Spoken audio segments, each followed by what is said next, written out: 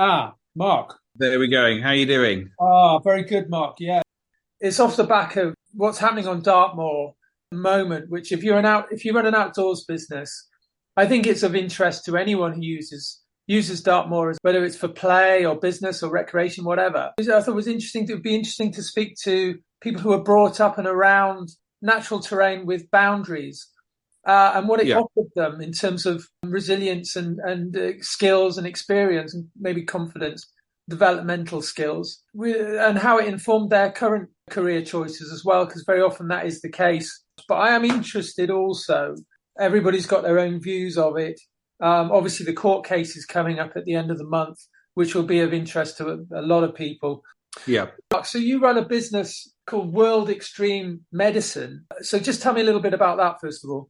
So we, in a kind of nutshell, we're the world's leading organisation of what we do. It's a small field, but we happen to be the world's leading organisation. We've got about 250,000 medical professionals that follow us. And essentially what we do is train medical professionals, be they doctors, nurses, paramedics, or physios, et cetera, to work in remote or austere, and at time, dangerous locations. And that might be working on an expedition. It might be working in a refugee camp in Syria, but it might be responding to a sudden onset disaster like the earthquake between the Syrian and Turkish border. But it might also be, working down at the North Pole. It might also be an astronaut providing medicine in space. So it's the whole gamut of medicine in extreme locations. And extreme location means low resource. So that could be being a doctor on Dartmoor when you come across a casualty and all you've got in your bag is the basic kit that you might carry. So that becomes, falls into our remit because it's low resource. You're remote, the communication support, you might have an extended casualty evacuation. So, it's relevant to medicine, everyday medicine in the UK, as well as it is sort of overseas and the sort of more exotic destinations. Okay. So you start out as a medic yourself, Mark? No, so my background, all of my faculty virtually are medics, but I started out doing expeditions. So I'm a non-clinician, although I was the UK's first community responder. So I do, and I'm a volunteer Coast Guard when I'm back in beer and stuff like that. So, but my background essentially is non-medical. My background is expeditionary and a long time ago, special forces as a reserve soldier. Well, it sounds really fascinating what you do. I'm really interested, personal level, how you get into something like that and how you manage to sort of develop the confidence and assurance to do something that is what would be outside most people's comfort zones. I mean, you obviously spotted a need for it and you obviously feel strongly connected to the cause. That's two questions really, isn't it? Yeah, I mean, for myself, I kind of came with it from the side. I always wanted to do expeditions. That was always part of what I wanted to do. And, Dartmoor was part of that, the initial foray into, following that passion. And certainly it was being on Dartmoor that gave me some of that bedrock foundation. Because as you know, going to Dartmoor in the summer is one thing, but going to Dartmoor in winter when the visibility is poor, that exposure has lasted me and given me a foundation for a lot of what I do. When I led expeditions, I appreciated that actually some of the medical role and the care of people fell to me. So I sort of, tried to equip myself as much as possible. When I set up my own expedition company, one of our kind of unique selling points is, if you like, is that all of our expeditions had at that point a medical professional on them, whether they were a doctor. And I think we were the first company, as far as I know, in the world that provided professional medics on all of their trips. And they weren't there on holiday. We were actually employing them. And we then realized that actually not all medics are equal, but also medics are used to working in environments where they've got a support team around them, they've got communications, they've got power, they've got all the facilities of modern life. But the environments that we were putting them into, that was removed. So we started training our own medics to work in an expedition environment.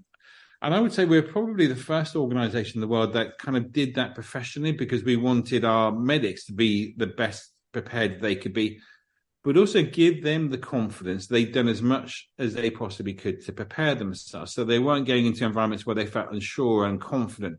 They were as well equipped as they could be, both with the kit they were taking, but also mentally and in terms of their own training. And our medics, we had quite a big cohort of medics that worked for us, and they kind of kept badgering us to do a course that was publicly accessible because so many of their mates wanted to do what they were doing for us. And we were really quite busy with our expeditions, so we didn't really find a gap for a couple of years. And then we thought, okay, let's just give this a go, if anything, just to keep them quiet. And we did our first course as a separate company about 22 years ago up in the Lake District. And 70 doctors turned up, and we kind of thought, okay, well, one, this is really good fun. We really like the people we're teaching. Two, there's a social benefit here. We're training medics and giving them skills that are actually useful in their everyday medical careers. Free and financially sustainable. There were enough people there to make it worthwhile. And I keep saying at that time, because at that time, 22 years ago, it was doctors that we focused on, but actually medicine for paramedics and nurses has come on so much now that actually those barriers have gone. It's not just, we don't just train doctors, it's medical professionals, because medicine has advanced to such a degree that actually, depending on the circumstances, you might want a paramedic. In other cases, you might want a nurse. And in other cases, you want a team that's made up of all those sort of different skill sets. And given that we started off as a company that was called Expedition Medicine and focused entirely on that, we realized that we were attracting people from these different disciplines, so from, military medicine, from humanitarian medicine, from mountain medicine. And we noticed that those silos, they were siloed, and people were quite protective of their patches. And we wanted to build a community that broke down those sort of barriers, and where knowledge could be transferred, where opportunities could be transferred, and where if you were a military medic, you could also become a humanitarian medic, because actually you're not carrying a weapon, and your spirit is about making medicine better for people, regardless of whether they're in a uniform or not. So, we then kind of rebranded ourselves as World Extreme Medicine, because we wanted to sort of cross-fertilize those different disciplines, share knowledge and share experiences. And that's kind of where we've got to now. We run the world's largest subject matter conference, last year we had Tom Cruise interviewing Victor Rendell, who was a Space Dragon capsule, and he was the backup for a live broadcast from the International Space Station. But there was a big delay that year, and we couldn't risk getting that session but losing it because the rocket didn't get up to space. So Tom kindly was our backup. So it's grown into quite a thing, and we run a master's program, which is now in its 7th year at Exeter Uni, and we launched a big program in Northeastern University, which is in the US. It's quite wide and varied about what we do, but we know as a result of the training, and the Exeter bit and the Northeastern bit is important because it brings academic rigor to what we do. It's not just anecdotal. It's not just us saying, well, of course, and normally what you do is there's actually an academic rigor to it. And, what we would hope to do is actually start generating new research, in which we are doing for our master's students, and we'll start getting people going through to their doctorate. And that will change the knowledge base and lead to better outcomes. And we know through what we do, though, and this is an important facet of what we do, is that by doing the training, we know that clinicians return to their medical career better clinicians, because they've learned, so many non-technical skills in terms of leadership, in terms of being a good team player, in terms of being more empathetic, etc. There's a whole raft of stuff they benefit from. But to go back to, and the other bit I said tangential, which might be helpful for you, is the expedition company did a lot of those kind of charity challenges.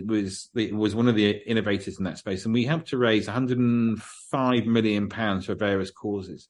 All of what I've achieved, which includes getting an honorary professorship at Exeter, getting an honorary doctorate, and I was their honorary graduate a couple of years ago, is all down to a childhood spent on Dartmoor. I spend a lot of time there with my son, and the bond between myself and my children is strengthened by having that outdoor space, not only to visit, but to be able to camp on it and have that kind of immersive experience in the wilderness, albeit, civilization isn't so far away.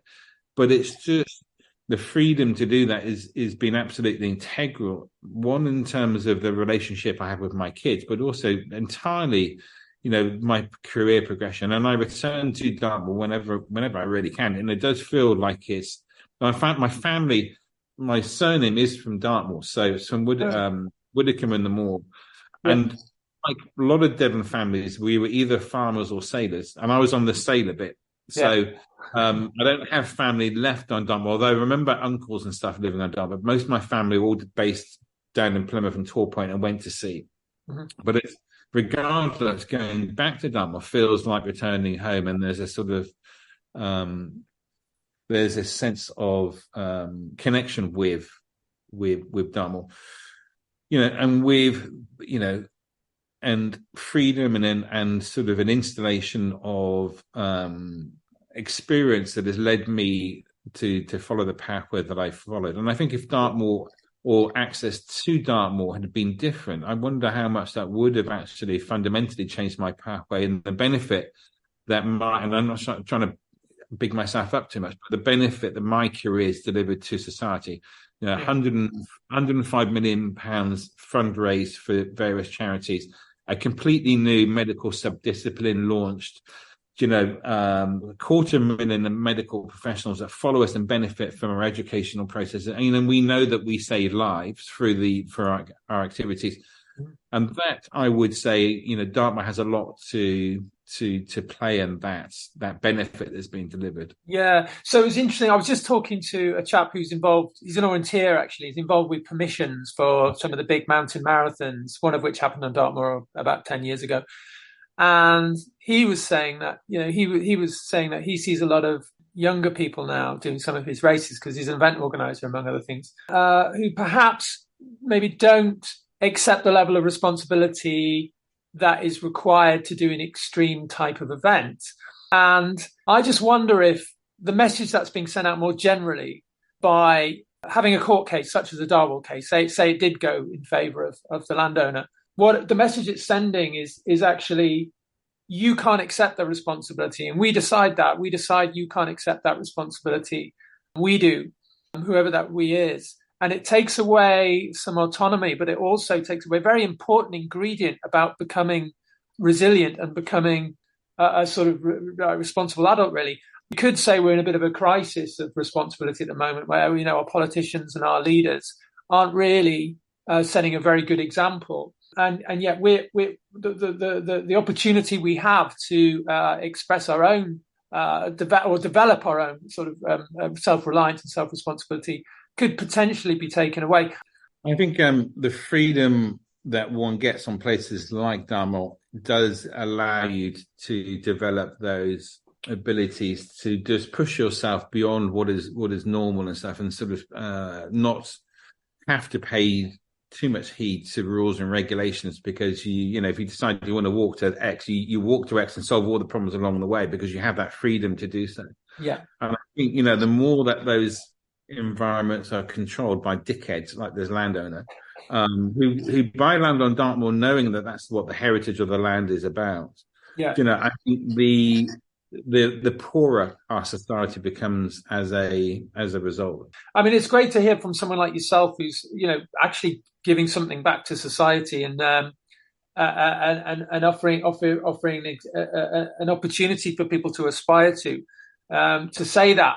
I mean, there's a lot of, in my own world, which is race organising, I've noticed that it's partly the sort of invisible hand of the certain landowners, which can deal either in your favour or against you, and you have no say in the matter.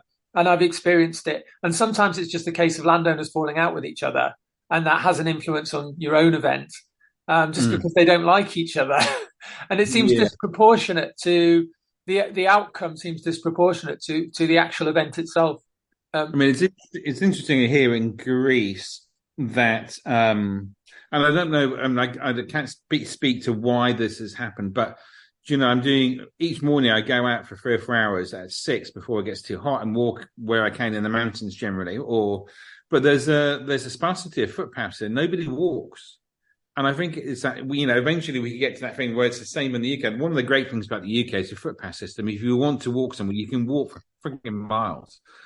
But, we start eroding those freedoms. I think actually we start eroding our ability to be resilient, but also reactive to change. And, the world is a changing place. And I think, places like Dartmoor are a place where you can go and recharge and we need those open spaces, and we need to give people and our next, the next generation of our leaders, the ability to develop in that way. Yeah, no, I couldn't agree more. I mean, so Mark, you must have, I don't know if you've been following closely the court case and the fact that it's going to a final decision in July. Do you get involved in any campaign, or are you just too busy for that kind of thing? But to be honest, I'm really heavily involved in Ukraine. So we send out training teams and trauma convoys on a kind of charitable basis so we have 2 convoys a month, and then 2 training teams. One team that trains Ukraine Special Forces medics, and another team that trains civilian responders and firefighters. So I'm really focused on that. Okay. But the reason for saying all that is, as a result of that, I got given invited by the government, and this is quite weird, the government of the United Arab Emirates, to go and live in Dubai on a golden visa. So I'm based there now. So quite, a little bit removed from the day-to-day stuff that's going on in the UK, and I'm focused very much on the Ukraine. However, there were 2 things there are lots of things I'm passionate about. Dartmoor is one of them, and the freedoms I was able to benefit from.